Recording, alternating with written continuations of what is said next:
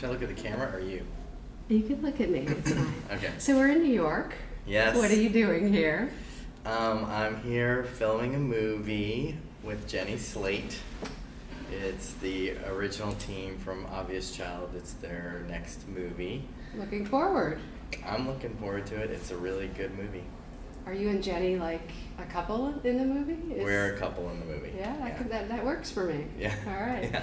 So this Although is, we look strikingly like siblings. So this is set in the 90s? It's set in the 90s, yes. Yeah, it's called Landline. And you've lost your beard. I've lost my beard. I have some friend-style sideburns, and in the movie I have some puffy hair and some large flowing shirts.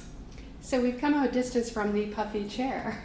Yes, we've come a long ways. So I mean, would you have imagined that you would be this sort of? I mean, here you are. You're not only the writer, director, independent entity that maybe you would have imagined with your brother, Mark. I never even imagined that. I imagined it. I didn't think it would happen.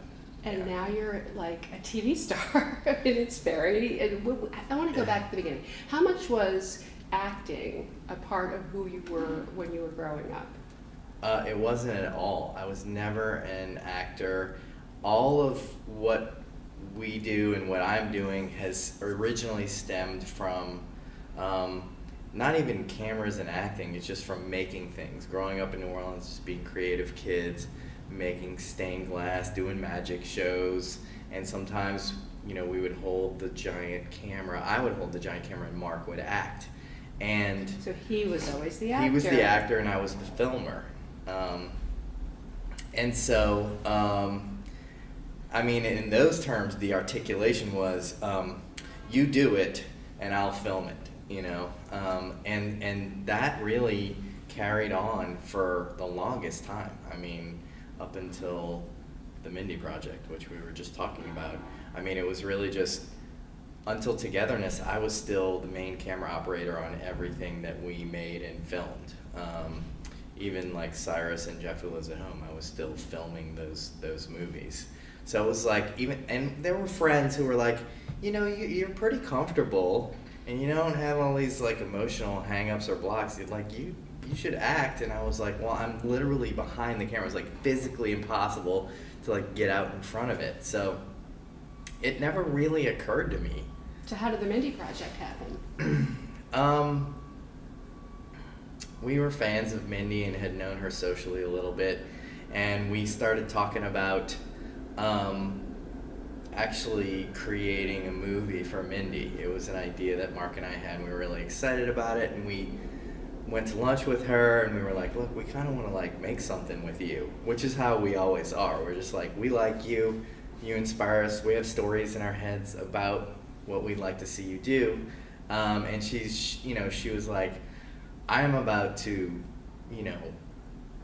make this gigantic TV show. I'm about to go away. You know what I mean? She was like, I'm about to make a gigantic TV show, which she was flattered, and it was a fun lunch, as it always is, hanging out with her. And I guess like 3 or 4 months later, we got a call. She called us up and was like, hey, I need 2 guys to play, and she's like, I have you in mind. Like, I want these 2 brothers to play midwives who are like poaching my OBGYN clients. And when she said that, we both giggled like this, and we were like, I had not acted, like Mark was on his own TV show. It made no sense really, The League Yeah, at the time, yeah. and it didn't necessarily make the most sense except for like spiritually and emotionally and energetically. It made all the sense in the world. So we just said yes, and we did it, and it was so fun.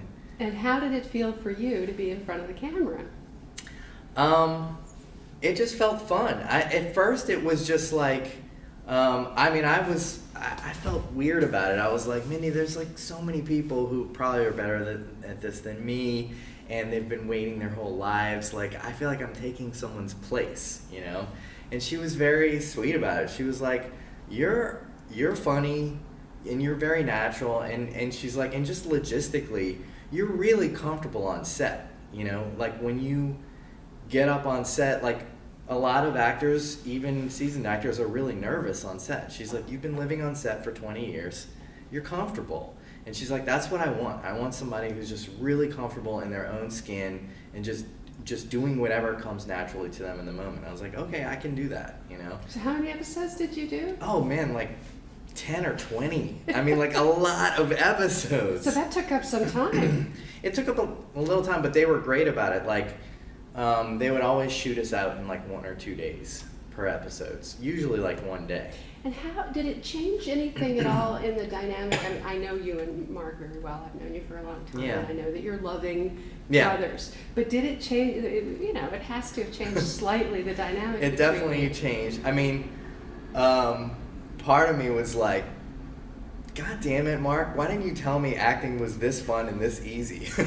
You know what I mean? It was really, I'm not saying that acting well is easy, but I'm saying the job of acting is pretty easy. Like, you just show up and they would be real apologetic and be like, I'm so sorry, but yeah, can you go back to your trailer for 30 minutes?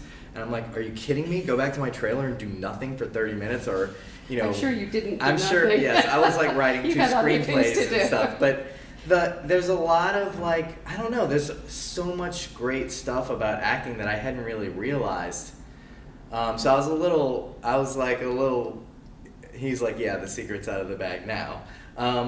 For me and him, it was really actually nice for us to have fun on set again. Because otherwise you were sort of beleaguered. You know? Yeah, I mean, I think the truth is although our movies feel fun and look fun, they're not fun to make. They're fulfilling to make. Like, you realize parts of yourself and you evolve in ways.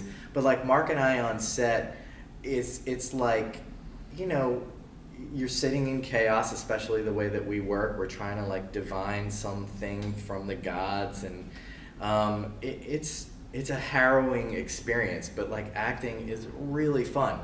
Now, and I've also, like, just so the actors out there aren't so pissed at me, I also realized that like the really hard part of acting is not being on set. It's the auditioning and the 10 or 20 years of like, you know, being rejected over and over again until you can get to a place where I have been lucky enough to kind of like move over Well, sideways. You paid your own dues in your own way. I paid my You're own very good dues. with actors, you and Oh, thanks. as Yeah. directors. I mean, we love actors. I mean, I guess that's the other thing too, is we're not the kind of directors who fear and feel like actors are the opposition. I mean, we really we change. I mean, I only know this now because of talking to smart people like you, but our filmmaking process is anathema to almost every other filmmaking process, in that we regard the actors first, and their life and their reality is first, and we bring the entire filmmaking apparatus to the actors as opposed to the opposite, which sounds like a bunch of like technical words, but it's like it's all the difference in the world. So I love actors. And I'm enjoying doing the opposite. It's funny because I feel like most actors are trying to direct so that they can control things more. And what I've kind of realized about myself as I've started to act is that I'm not really a control freak, and that actually that much control is not the best thing for me personally. You know what I mean? It's stressful for me.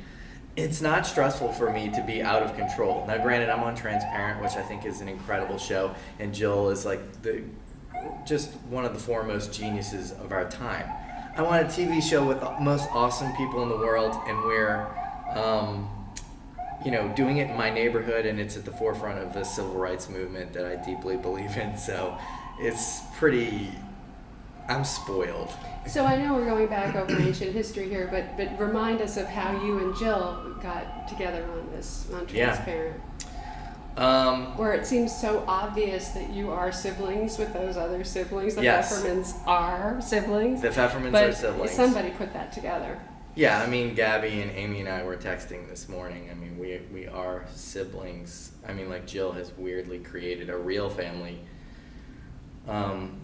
that we relate to each other as such now. But yes, Jill and I were at a party for directors. Sometimes we directors get together and we talk about which actors are really horrible and which actors are really great, and we tell the truth about it. And directors, we don't get to be on each other's sets, so it's nice to hang out every once in a while. We don't work together, you know? So I met Jill, and I had loved Afternoon Delight, and I was talking to her about it, and we were just hanging out. And she said, and I said, what's going on with you? And she said, I'm starting a TV show. And I said, I'm starting a TV show on HBO. And she said, I have the whole family, but I don't have the son, and it's really killing me. You know, she was like, it was really distressing her at the time because it was getting really close to shooting. And I said, well, what are you looking for, as directors do, to try and help each other make the best thing that we can make? And she said, well, I need like a 35-year-old super charismatic / super insecure Jewish guy.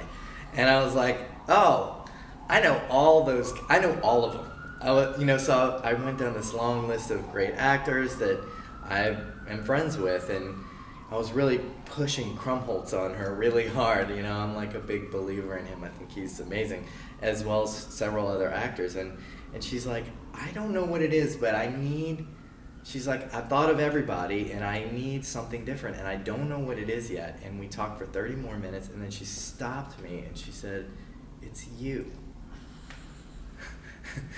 As, you know, Jill has this sort of like, the good witch vibe, where she can like make things happen that don't make sense. And I resisted, similar to Mindy in a weird way. I was like, I'm not an actor. I'm about to start my own show on HBO, which was Togetherness at the time. I'm terrified of getting eaten up by this. I was like, Jill, I'm not your guy. I really was just straight up, I'm not him. And she said, well, you need to come in and you need to read with Gabby and Amy, who are going to be your sisters on this TV show. and I was like, okay, that's an interesting experience and experiment, and I happened to be free the next morning, or maybe 2 mornings away. Wow. And I went in, and we read the barbecue scene of the pilot, where we're as a family, and Jeffrey is playing Mort, still about to come out as Mora. And I don't know what happened, but this is just the magic of Jill Soloway. Like, Amy and Gabby and I, we all have really close siblings, and we know what it means to really, when you're criticizing your sibling or when you're messing with them, you're kind of like weirdly honoring them and forcing them to be their best self. And we were just fucking with each other on that level that you see in the pilot and improvising, coming way off book. And it went on for like 5 minutes. It could have gone on forever. And I think Jill at the end of it said, I think we've seen enough. And I looked over to her, and she was just like, with this look that kind of said, who are you to deny this thing that's happening? And so I said, okay. But how are you going to make it work with Togetherness? I didn't know how I was going to make it work with Togetherness. I mean, I've seen my brother do this many things, but he's a different temperament than me. And he was always the one who did that. He was always the one who... workaholic. He was the workaholic who was always and you were saner. And somehow. I was like, holding it down and just being like, okay, we're just going to move our writer-director projects forward, and we're going to make them great, and that's how we're going to do it. And you were the anchor. I was kind of the anchor, yeah. And Mark would kind of like always throw us both off of a cliff, and I would make sure we had like a parachute and like some like food and, you know,